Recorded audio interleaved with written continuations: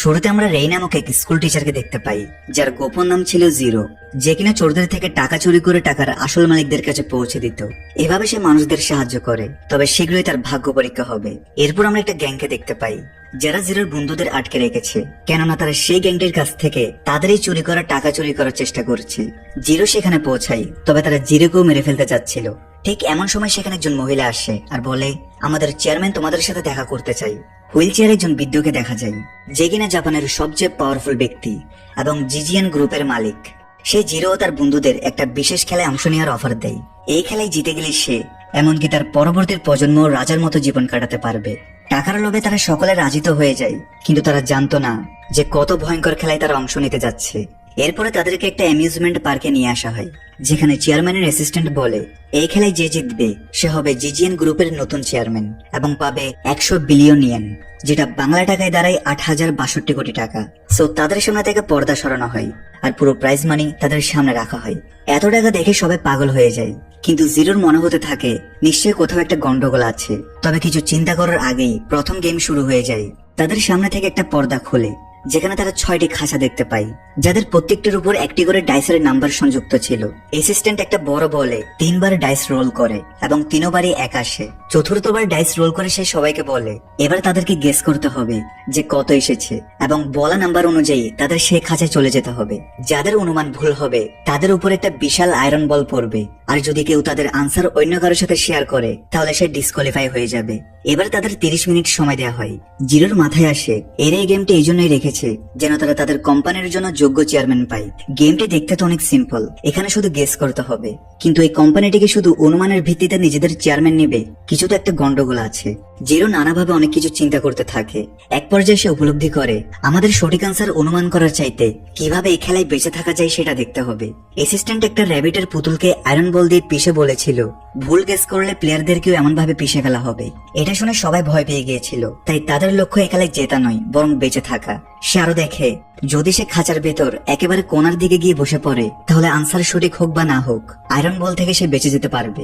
এই সবকিছু সে মনে মনে ভাবছিল। সেখানে উপস্থিত আরেকজন ছিল, যে একজন ম্যাথ এক্সপার্ট। তার নাম ছিল সেকি।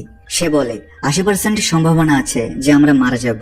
অন্যদিকে গ্যাংস্টার সাকুরা বলে, স্ক্রিনে দেখানো ভিডিওতে প্রত্যেকবারই ডাইস রোল করলে এক আসছিল, যেটা তার একটু সন্দেহজনক লাগছে। সবাইকে এভাবে কনফিউজ হতে দেখে অ্যাসিস্ট্যান্ট একটা হিন্ট দিয়ে বলে, যদি খাঁচায় যাওয়ার পরে তাদের আনসার ভুল প্রমাণিত হয়, তবু যদি তারা বেঁচে থাকে তাহলে তারা পরবর্তী রাউন্ডে যেতে পারবে। এমন সময় হঠাৎ তাদের মধ্যে থেকে একজন স্টুডেন্ট, যার নাম শিরুক, সে 1 নম্বর খাঁচার ভেতরে ঢুকে পড়ে এবং তাকে দেখে অনেকেই সেই খাঁচায় ঢুকে। কিন্তু এমন সময় জিরো বুঝতে পারে স্ক্রিনে দেখানো ভিডিওটি লাইভ নয় বরং রেকর্ডেড ভিডিও ছিল, তাই নাম্বার 1 কোনোভাবেই সঠিক আনসার নয়। তার কথা শুনে সকলে খাঁচা থেকে বের হয়ে আসে।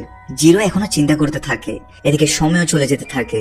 জিরো লক্ষ্য করে শিরুক এখনো 1 নম্বর খাঁচাতেই বসেছিল। শিরুক জিরোকে বলে, এই খেলাটা জেতা তো মাটিতে পড়ে থাকা টাকা ওঠানোর মতো সহজ। অন্যদিকে সেকির মাথায় খুব ভালো একটা বুদ্ধি আসে, যেটা সে তার পার্টনারের সঙ্গে শেয়ার করে। সেকির আইডিয়া ছিল যে এই খেলায় যেন কেউই জীবিত না বাঁচে, এতে করে কোনো কম্পিটিশন থাকবে না এবং তারাও সহজে জিতে যাবে। সেকি জিরোর বন্ধুকে বোকা বানিয়ে তাকে 3 নম্বর খাঁচায় নিয়ে যায়, যেটা দেখে অন্যান্য প্লেয়াররা 3 নম্বর খাঁচার দিকে এগোয়। কিন্তু সেকি বলে, ও আমাদের টাকা চুরি করেছিল, তাই ওকে মরতে হবে। এই কথা শুনে সকলে ভয়ে দূরে সরে যায়। হাতে মাত্র 1 মিনিট বাকি এবং সকলেই 5 নম্বর খাঁচায় জড়ো হতে থাকে। সাকুরা 4 নম্বর খাঁচায় ঢুকে পড়ে এবং জিরো তার বন্ধুকে বাঁচানোর জন্য তার খাঁচা থেকে 3 নম্বর খাঁচায় লাফ দিয়ে এসে পড়ে।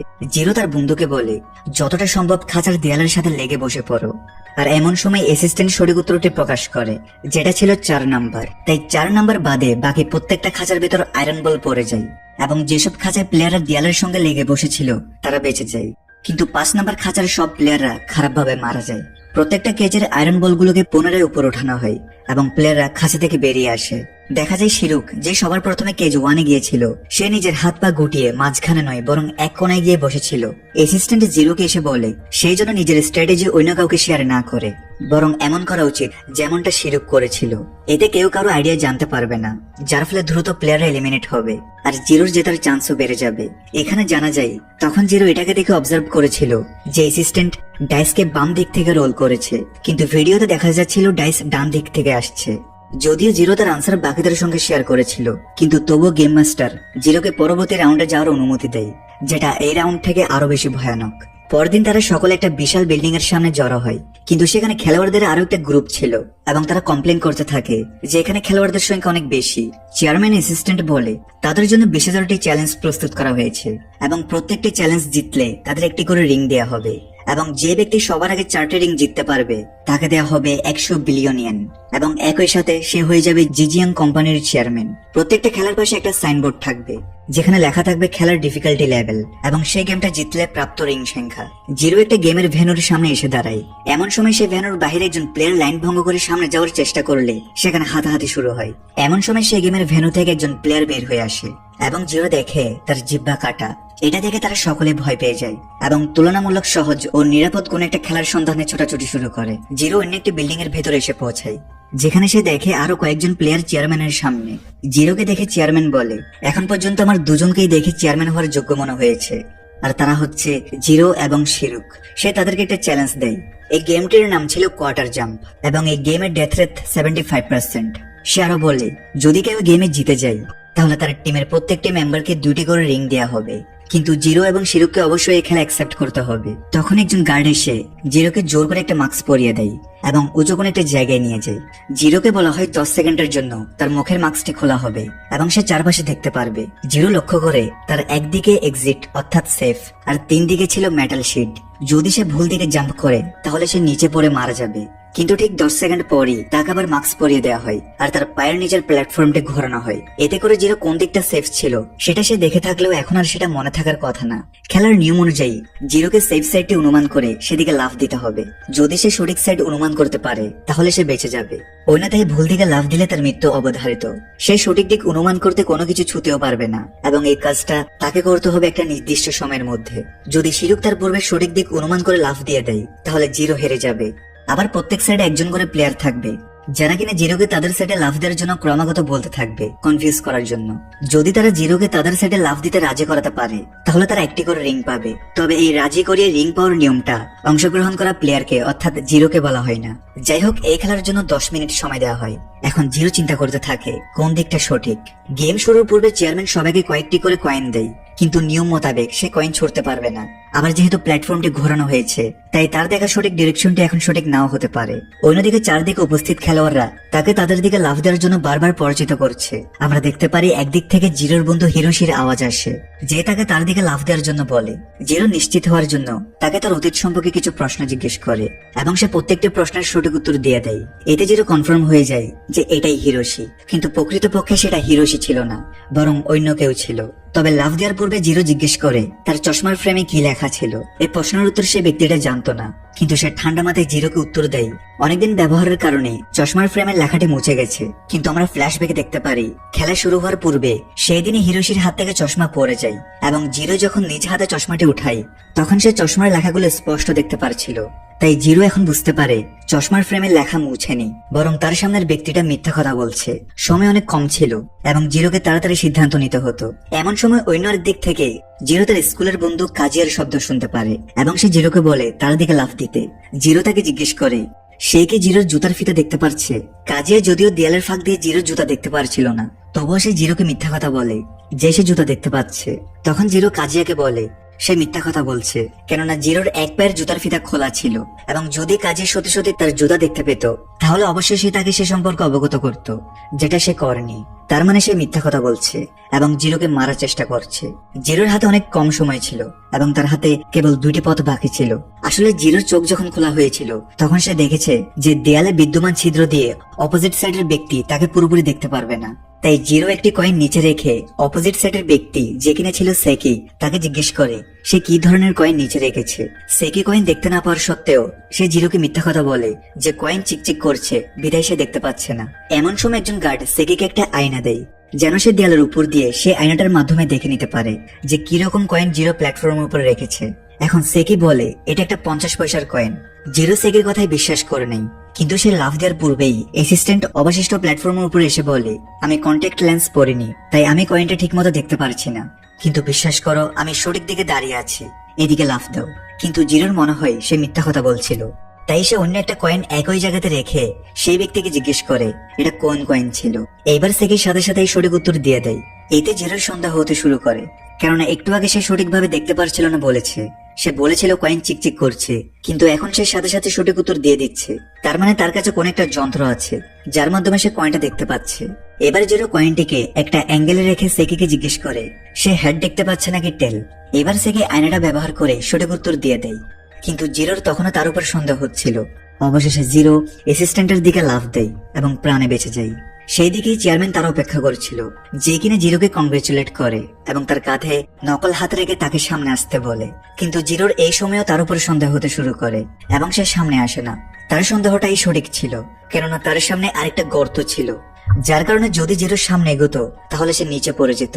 জিরো মাস্ক খুলে ফেলে এবং চেয়ারম্যানকে বলে সেই খেলার খেলতে চাই না, কিন্তু চেয়ারম্যান তাকে বলে যদি তুমি পরবর্তী খেলাগুলো না খেলো তাহলে আমি চাইলে তোমাকে মেরেও ফেলতে পারি। জিরোকে গ্রাউন্ড ফ্লোরে নিয়ে যাওয়া হয় এবং সে দেখতে পারে কিছু গার্ডের হাতে আয়না ছিল। জিরো এর কারণ জিজ্ঞেস করলে গার্ডরা তাকে বলে যেহেতু জিরো এই খেলা সম্পর্কে অনেক সিক্রেট জেনে গিয়েছে, তাই তারা পরবর্তী প্লেয়ারের ডিফিকাল্টি লেভেল বৃদ্ধি করার জন্য আগে থেকেই দেয়ালের অপোজিট সাইডের প্লেয়ারকে একটা করে আয়না দিয়ে দেবে এবং তারা সেফ জোনে সাকুরাকে দাঁড় করিয়ে দেয়, যাকে কেউ এমনিতেও বিশ্বাস করবে না। এরপর সে একই গেম খেলার জন্য শিরুককে নিয়ে যাওয়া হয়। জিরো শিরুককে ওয়ার্নিং দিয়ে দেয় যদি তুমি মরতে না চাও তাহলে জাম্প করো না, এবং তার কিছু কয়েন শিরুকের দিকে ছুড়ে দেয়। কিন্তু গার্ড তাকে এবং তার বন্ধুদেরকে একটা রুমে বন্ধ করে দেয়। কিছুক্ষণ পর একজন গার্ড এসে তাদেরকে জানায় শিরুক গেমটা জিতে গিয়েছে। জিরো বাইরে এসে সাকুরাকে জিজ্ঞেস করে শিরুক এত তাড়াতাড়ি কিভাবে গেমটা জিতলো। সাকুরা উত্তরে বলে সেটা জানতে হলে তাকে কিছু দিতে হবে। আমরা জানতে পারি খেলা শুরু হতেই শিরুক দ্রুত প্রত্যেক দিকে যায় এবং নত হয়ে তার দুটো হাত একসঙ্গে আনে এবং অপোজিট সাইডের ব্যক্তিকে জিজ্ঞেস করে তার আঙ্গুলগুলো একে অপরকে টাচ করছিল কিনা। দেয়ালের বিপরীত পাশের কেউই সঠিক উত্তর দিতে পারেনি, শুধুমাত্র সাকুরা দেখা মাত্রই সঠিক উত্তর দিতে পেরেছিল। শিরুক তার প্রাইজ মানি নিয়ে বিল্ডিং থেকে বের হয়ে আসে এবং তার পুরো টিম তাদের এই বিজয় সেলিব্রেট করতে থাকে। আমরা জানতে পারি খেলা জেতার পরেও তারা শিরুককেও মারার চেষ্টা করেছিল। আগের মতোই চেয়ারম্যান শিরুকের কাঁধে নকল হাত রেখে তাকে সামনে আসতে বলেছিল, কিন্তু শিরুক জানতো চেয়ারম্যান হুইল চেয়ারে বসা, তাহলে তার হাত শিরুকের কাছে কিভাবে আসতে পারে। আর যদি চেয়ারম্যান শিরুকের সামনেই দাঁড়িয়ে থাকে তাহলে তার শব্দ কেন এত দূর থেকে আসছিল। শিরুক এখন এই কম্পিটিশনের সবচেয়ে ভয়ঙ্কর প্লেয়ার। পরের দেশে সাকুরা জিরোকে জানায় শিরুক তার টিম নিয়ে একটা 3 ম্যান গেমের নাম এন্ট্রি করেছে।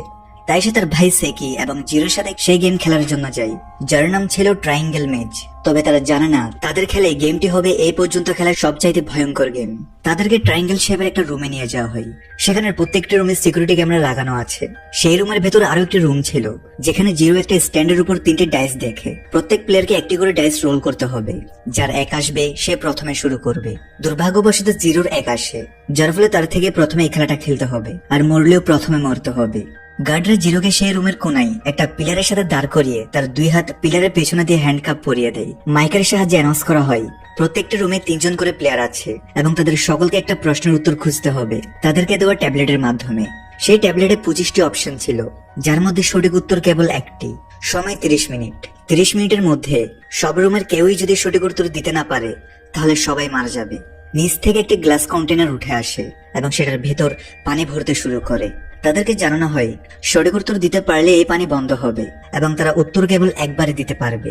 সাকুরা প্রশ্নটা জিরোকে দেখায়, যেটা ছিল প্রত্যেকটি কক্ষই একই রকম, তাহলে তুমি কি? সাকুরা জিরোকে ট্যাবলেটে বিদ্যমান 25টি উত্তর দেখাতে চাই, কিন্তু সেকি তাকে বলে 25 মিনিট হওয়ার আগে সে জিরোকে কোনো উত্তর দেখাবে না, কেননা 25 মিনিটে জিরো প্রায় পুরোপুরি পানিতে ডুবে মারা যাবে। সে আসলে জিরোকে যে কোনো মূল্যে এই কম্পিটিশন থেকে এলিমিনেট করতে চায়, যেন তার জেতার সম্ভাবনা বেড়ে যায়। নিরুপায় হয়ে জিরো সেই প্রশ্নের উত্তর চিন্তা করতে থাকে। এদিকে সাকুরা গ্লাস কন্টেনারটি ভাঙার উদ্দেশ্যে সেই ডাইস স্ট্যান্ডটা উঠালে তার নিচে এও লেখা দেখতে পাই। জিরো তাদের দুজনকে বলে পুরো রুমের বাকি কোণাগুলোতেও এরকম কোনো চিহ্ন দেখতে পাই কিনা সেটা চেক করতে, কিন্তু বাকি কোণাগুলোতে এমন কোনো চিহ্ন ছিল না। এই সময় সাকুরা নিচ থেকে বলে ওঠে সেই সঠিক উত্তর জানে। সে ট্যাবলেটের মধ্যে একটা অপশন সিলেক্ট করে, যেটা ছিল সমুদ্র। এর পেছনে তার যুক্তি ছিল এও। এটা একটা জাপানি শব্দের মতো শোনায়, যেটার অর্থ ছিল নীল, যেটা থেকে তার মনে হচ্ছিল সঠিক উত্তর হবে সমুদ্র। কিন্তু কনফার্ম করার পূর্বেই জিরো তাকে থামিয়ে দেয় এবং বলে সাকুরার অ্যান্সারটি খুব সম্ভবত ভুল। সে সাকুরাকে এই রুমের মতো একটা ট্রায়াঙ্গেল শেপ আঁকতে বলে এবং সেটার ভেতর একটা অ্যাঙ্গেলকে মার্ক করতে বলে, এবং সেটা করার পরে সে বুঝতে পারে এও আসলে অ্যাকিউট অ্যাঙ্গেলের সিম্বল। জিরো বুঝতে পারে তাদেরকে রুমের ডাইমেনশন মাপতে হবে, তাই সে সাকুরা এবং সেকের সাহায্যে রুমের ডাইমেনশন মাপতে শুরু করে। শীঘ্রই তারা বুঝতে পারে তারা মূলত একটা আইসোসেলেস ট্রায়াঙ্গেলের আকৃতির রুমের ভেতরে আছে, যেটাকে 2টি ভাগে ভাগ করা হয়েছে। ডাইমেনশনের ভিত্তিতে সে অনুমান করে অপোজিট কর্নারের অ্যাঙ্গেল 36 ডিগ্রি, কিন্তু 36 ডিগ্রি দিয়ে তারা কি করবে তা কেউ জানে না।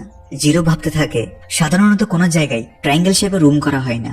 যদি এই রুমগুলো আলাদা কোনো শেপে বানানো হয় তাহলে স্পষ্টভাবে সেটাই সঠিক উত্তর হবে। যাই হোক, প্রশ্ন ছিল প্রত্যেক রুম সেম, তাহলে তুমি কি? তাদের কাছে সময় মাত্র 10 মিনিট বাকি ছিল। অন্যান্য রুমেও এ পর্যন্ত কেউই সঠিক উত্তর বের করতে পারেনি, যার কারণে এখন শুধুমাত্র জিরো এবং শিরোকি বাকি ছিল। অবশেষে তারা আস্তে আস্তে সঠিক উত্তরের দিকে এগোতে থাকে। জিরো বলে, সবকিছু দেখে তো ট্রায়াঙ্গেল মনে হচ্ছে, যদি ট্রায়াঙ্গেল না হয় তাহলে ট্রায়াঙ্গেলের সাথে সম্পৃক্ত কোন একটা অবজেক্ট সঠিক উত্তর হবে। সেকি অবশেষে বলে যে অপশনের মধ্যে সান, উইন্ডমিল, স্টার, ডায়মন্ড ইত্যাদি আছে। তারা বুঝে ফেলে প্রতিটা রুমের মাপ অবশ্যই একই হবে। তাহলে 360 ডিগ্রিকে 36 ডিগ্রি দিয়ে ভাগ করলে পাওয়া যায় 10। সুতরাং এখানে টোটাল 10টা রুম আছে। তাদের আকার যাই হোক না কেন, উপর থেকে প্রত্যেকটা রুমকে একসাথে করলে যেই আকার হবে সেটাই হবে সঠিক উত্তর। জিরো তার ক্যালকুলেশনের মাধ্যমে বুঝতে সক্ষম হয় তারা একটা ড্যাগাগনের মধ্যে রয়েছে, তবে ড্যাগাগন অপশনে নেই। জিরো বলে, তাহলে প্রত্যেকটা কক্ষকে কম্বাইন করা হলে একটা স্টার শেপ আসবে। সেকি তাড়াতাড়ি করে ট্যাবলেটটা উঠিয়ে সেখানে স্টার সিলেক্ট করে, কিন্তু একবারে শেষ মুহূর্তে জিরোর মাথায় আসে তার উত্তরটা খুব সম্ভবত সঠিক হয়নি। সে আবারও প্রত্যেকটা অপশন দেখে এবং বলে সঠিক উত্তর স্টার নয় বরং উইন্ডমিল, কেননা স্টার শেপের রুমগুলোর যে লেআউট থাকে সেগুলো একে অপরের মুখোমুখি হয় না, কিন্তু উইন্ডমিলের ক্ষেত্রে সেটা হয়। যদি তাদের এই উত্তরটা ভুল হয় তাহলে তাদের এক এক করে সকলে পানিতে ডুবে মরতে হবে। তারা উইন্ডমিল সঠিক আনসার সিলেক্ট করে কনফার্ম করে। কিছুক্ষণ পরে তারা নোটিফিকেশন পায়, ইয়েস, তাদের আনসার সঠিক হয়েছে, যার মানে ছিল তারা এই গেমটাও সাকসেসফুলি কমপ্লিট করে ফেলেছে। গ্লাস কম্পার্টমেন্টটা খুলে যায় এবং সব পানি বেরিয়ে যায়। জিরোর হাত কারাও খুলে যায়, কিন্তু এতক্ষণ পানির মধ্যে থাকার কারণে সে এখন অজ্ঞান হয়ে পড়ে।